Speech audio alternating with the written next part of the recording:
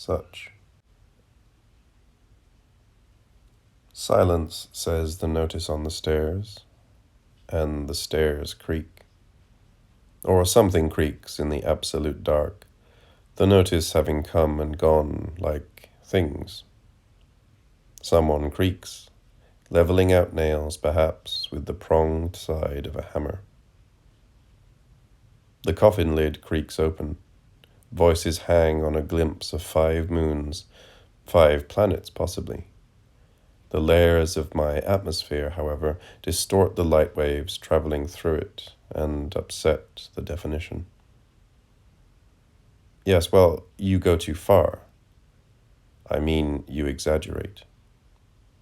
I draw the line as a rule between one solar system and another.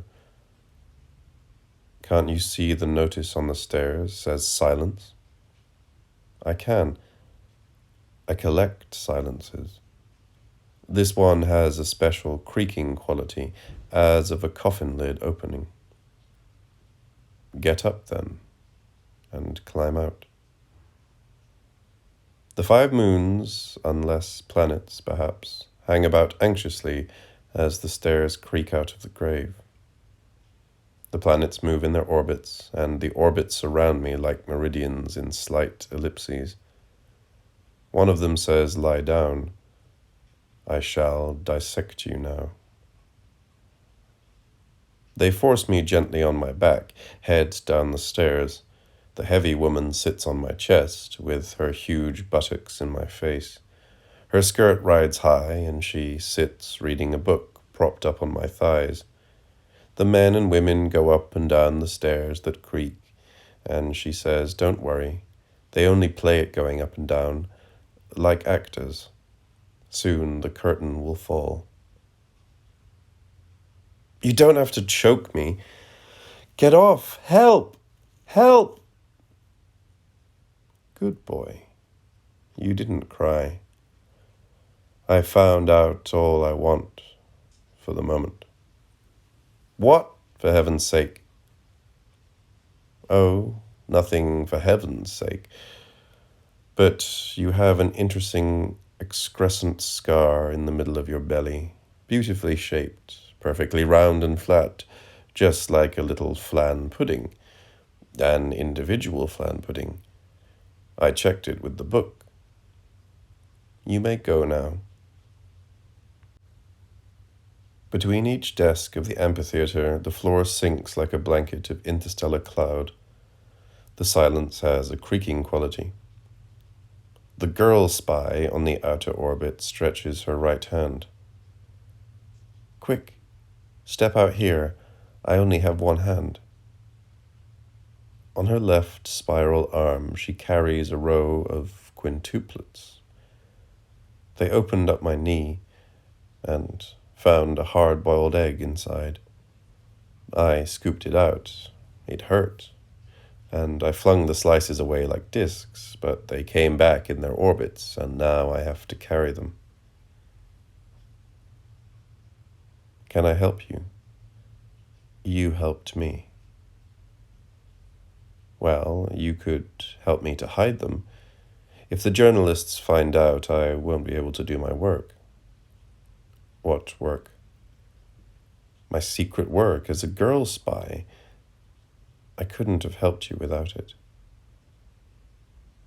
3 of the planets shift, 1 onto my right arm, 2 onto my left. She keeps the other 2. Shouldn't we get them baptized? Oh, names, she says. What do names matter? I can tell them apart. Don't you have a name? Do you need to tell me apart? No, but I'd like to call you something. All right then, call me something. Wouldn't you like to call me something too? Oh, no, we'd only get confused. Besides, I can't call you by your name. Not yet, you see. It frightens me because it means you have to go back. But I don't know my name. You will, in the meantime, if you insist. I'll call you someone, since we help each other.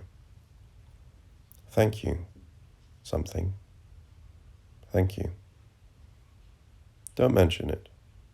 All the same, I think we ought to get these baptized. You never know. But I do know. I always know. Remember that, someone. Still, if you want it, Jonas will do it for us. We'll find him by the travel agent's swimming pool. We do. Jonas and his jovials play primitive jazz on the opposite edge of the pool, which slopes down to the deep end, quite empty. We step in at the shallow end, walk across diagonally, and climb out by the ladder at the deep end. The men and women all around us cross the pool, go up and down the ladder and the steps. Don't worry, they only play at going up and down, like actors. What shall we do without water? Stop fussing, someone. Jonas does it with music. He does. He places the first planet on the end of his trumpet, lifts the instrument to his big mauve lips, and sobs out gut bucket blues to the rhythmic counterpoint of clarinet, bass sax, trombone, and drums. Gut bucket moves off into his orbit. Jonas places the second planet on the end of his trumpet and plays potato head blues. Then, with the third, tin roof blues. Then dipper-mouth blues with the fourth. And finally, to change the style, really the blues. Really follows his brothers into orbit. You see, I had a good idea. Now the journalists needn't know about them. Oh, they'll come back. Things do. Tin roof first, I think, then potato head. When do you expect the journalists? Anytime. They ask all the wrong questions. Like what? Oh, things they don't really want to know, like how did it feel exactly, and what did the fat woman say? What did she say? Don't you start, someone. I mean, I wouldn't trust you if you told me all your private scars and pimples immediately on first acquaintance. And you wouldn't trust me if I told you mine. But you did tell me. About the egg. Don't mention it. And the slices. And nevertheless, I trust you. I could hardly hide the evidence. I mean, I had to explain its origin. Ah, but I hid it for you by having it baptized. You don't hide things, someone, merely by giving names. But something, baptism doesn't just give names. It gets rid of the original cause. Only for a time, someone. The original cause comes back. You don't understand much, do you? I understood more inside the coffin. The 5 geometries of the human psyche, for instance. Yes, well, I must go about my secret work before the journalists come. Oh, please take me with you. No, I can't do that. You can do anything, something. She looks at me with astonishment. All right, then. On one condition. Yes? That when the journalists put their questions, you will remember everything I've said and represent me truly. What, everything? But I thought, you think too much, someone. Just listen and use your eyes. You must admit, you haven't seen anything yet. I don't admit, I agree. But you told me, I've told you a few things. I shall tell you more. But you see, when the journalists get at me, they ask all the wrong questions, and so of course they get all the wrong answers. They may ask me the wrong questions too. Oh, not of you, someone. You know the 5 geometries and the language of orbits. But you do secret work as a girl spy. Precisely. I can't even elicit the right questions. And so you see, they can't possibly understand. You'll have to translate. You have the right equations. We'll go and see the travel agent now. He'll fix it all up for us. Who do you spy for, something? Just keep your promise and your eyes and ears open. The travel agent surrounds himself with pamphlets, maps, and thin red lines and zigzags, parabolas, irregular pentagons. You didn't have to make all that primitive noise. Ideal in local color only. How do you expect me to work out my percentages? Smile, Mr. Travelogue. Smile. That won't help me. I never go anywhere. I just fill in the vouchers, and you have to make primitive noise. See the universe, says the notice above his head. The management accepts no responsibility. We didn't make the noise out of necessity, Mr. Travelogue, but from freedom of choice. What have you to offer us? It depends what you want to see. You can select any medium from infrared to ultraviolet, or a number of permutations. I'd like to use them all. Oh, you can't do that, sir. You'd have to pay all the percentages from 0.1 to the 20th power percent. 1,000 million. Where did I put the spectroscope? Here. Now, this shows some lovely colors. Black light. What about supercosmic? Very steep, sir. Very steep. Outside the range. And infrasonic? Outside the range. Oh, someone. You know nothing. Just keep your promise and your eyes and ears open. Didn't you see the notice on the stairs says silence? Yes, but the notice here says, listen to me. I do the knowing around here. Either you play it my way, or I leave you to your own desires. We guarantee to smooth out marital quarrels through our tours, sir. Look at our motto behind your head.